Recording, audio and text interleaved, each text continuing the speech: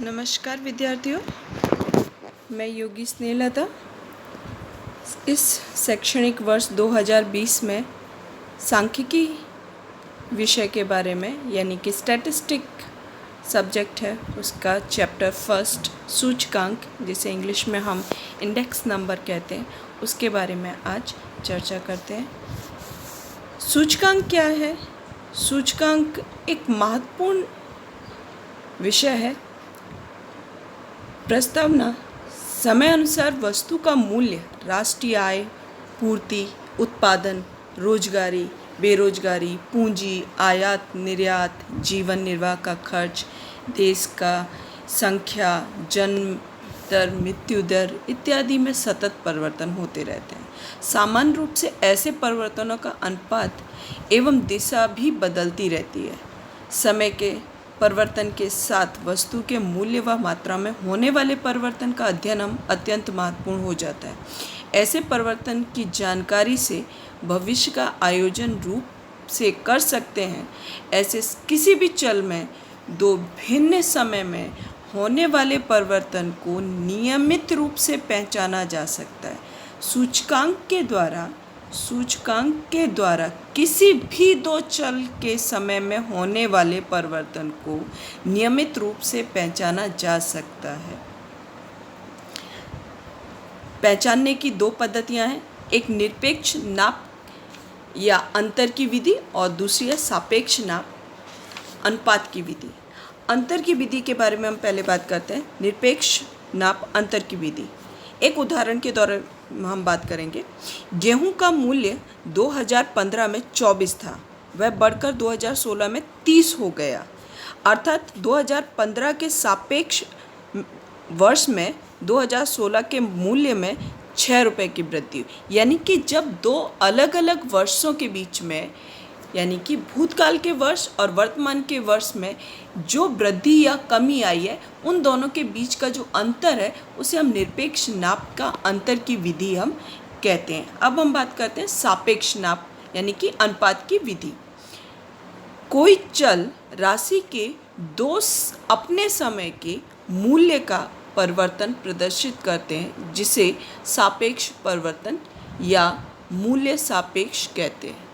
वापस से, सापेक्ष नाप की विधि कोई चल राशि के दो अपने समय के मूल्य का परिवर्तन प्रदर्शित करते हैं, जिसे सापेक्ष परिवर्तन या मूल्य सापेक्ष कहते हैं। ओके। सूचकांक की परिभाषा।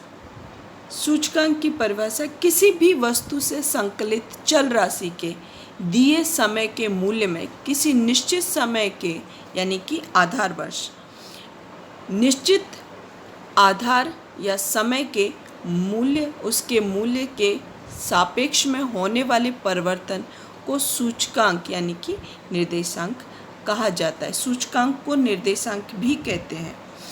वापस से, किसी भी वस्तु से संकलित चल राशि के दिए चालू समय में किसी निश्चित आधार समय के उसके मूल्य के सापेक्ष में होने वाले प्रदर्शित परिवर्तन को सूचकांक या निर्देशांक कहा जाता है।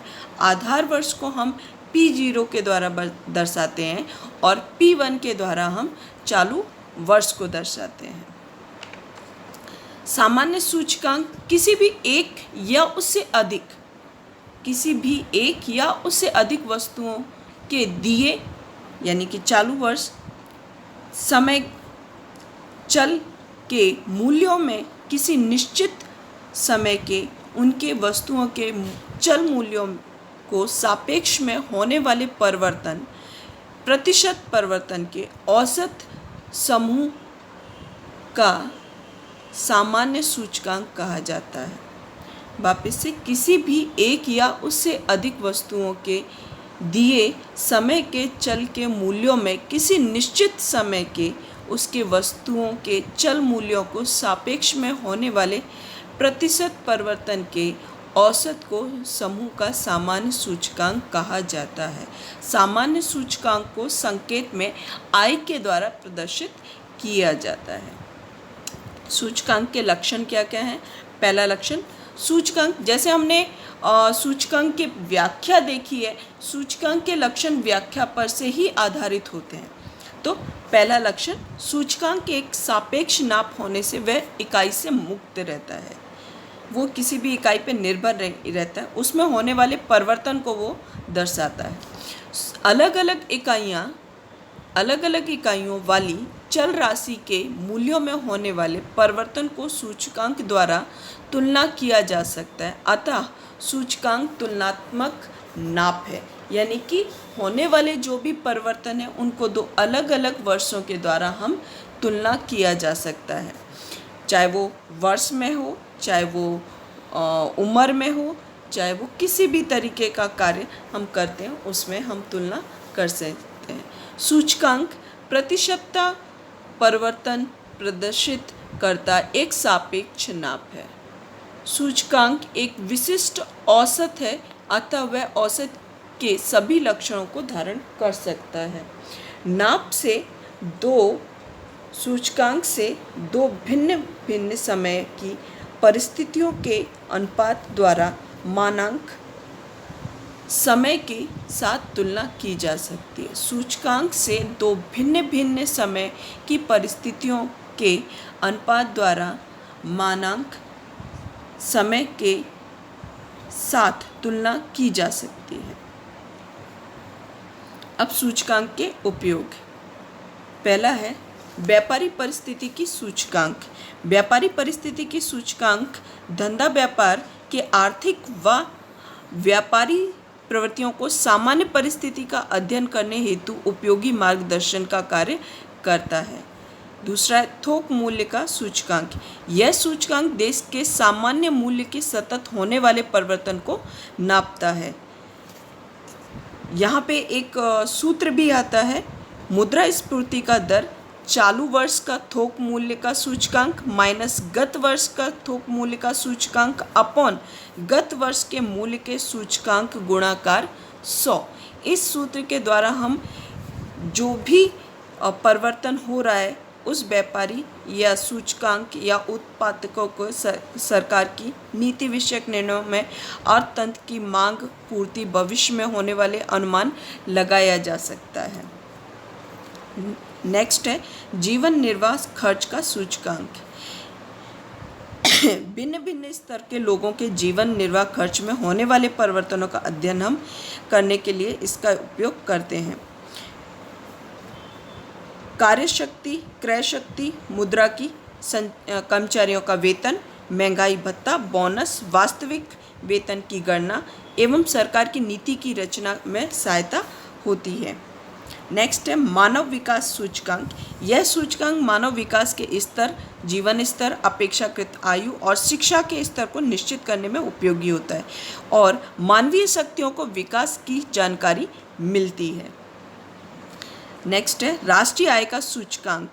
राष्ट्रीय आय का सूचकांक देश की राष्ट्रीय आय में होने वाले परिवर्तनों के अध्ययन करने के राष्ट्रीय आय, उत्पादन व प्रति व्यक्ति आय या इत्यादि बढ़ाने हेतु सुझाव भी सूचकांक सहायता दे सकता है।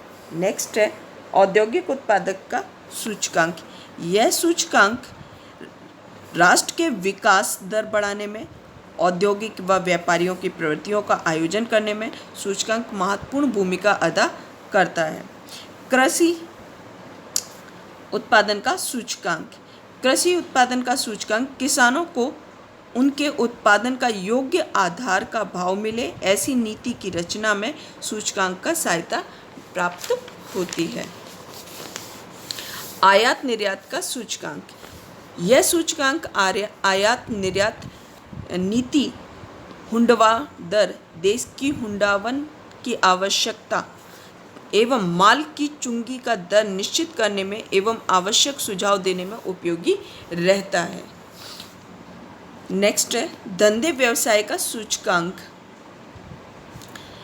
सूचकांक देश में प्रवर्तमान रोजगारी, बेरोजगारी के सामान्य की जानकारी देता है तथा उसमें बेरोजगार के प्रश्नों को समझकर मानव शक्ति का आयोजन किस प्रकार से करना है उसकी रचना करने में महत्वपूर्ण भूमिका अदा करता है।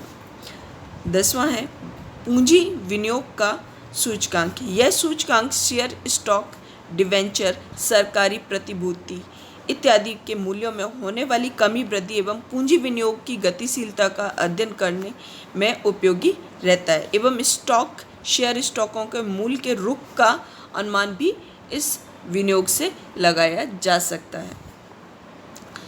नेक्स्ट है कच्चे माल का सूचकांक। यह सूचकांक व्यापारी, उद्योगपतियों, अर्थशास्त्रियों आदियों को उत्पादन बिक्री का नीति की आवश्यकता का मार्गदर्शन देने का कार्य करता है।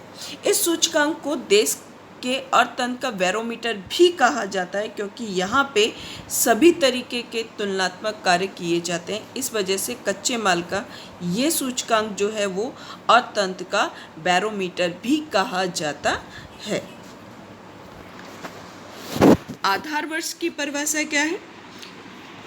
सूचकांक की रचना में किसी चल के वर्तमान समय के मूल्य को निश्चित समय के चल के मूल्य के साथ तुलना की जाती है। यह निश्चित समय वर्ष का आधार वर्ष कहते हैं। सूचकांक के रचना में सूचकांक की रचना में किसी चल के वर्तमान समय के मूल्य को किसी निश्चित समय चल के मूल्य के साथ तुलना की जाती है। उस निश्चित समय को आधार वर्ष कहा जाता है। अगर मैं सीधी भाषा में कहूँ तो आधार वर्ष यानी कि भूतकाल, चालू वर्ष रहेगा, चालू वर्ष और उसके बाद का भूतकाल का जो वर्ष है उसे हम आधार वर्ष, अगर कुछ भी सवाल के अंदर या कुछ भी कहा ना गया हो तो हम आधार वर्ष उसको मान लिया जाता है। आधार वर्ष के आधार पे 2 पद्धतियाँ निश्चित की गई हैं, अचल आधार विधि और पारंपरिक आधार विधि, fix base method and chain base method. ये 2 पद्धतियाँ हैं जो इस हिसाब से हम आगे के सवालों पे ध्यान देंगे। सूचकांक का सूत्र है, सूचकांक को I के द्वारा प्रदर्शित करते हैं। चालू वर्ष का चल मूल्य अपॉन आधार वर्ष का चल मूल्य गुणाकार 100, जिसे हम P1 upon P0 multiplication of 100। यहाँ पे लिखा भी है P1 चालू वर्ष है और P0 आधार वर्ष है। ओके, आज की थियरी यहाँ तक ही रखते हैं। ओके, धन्यवाद।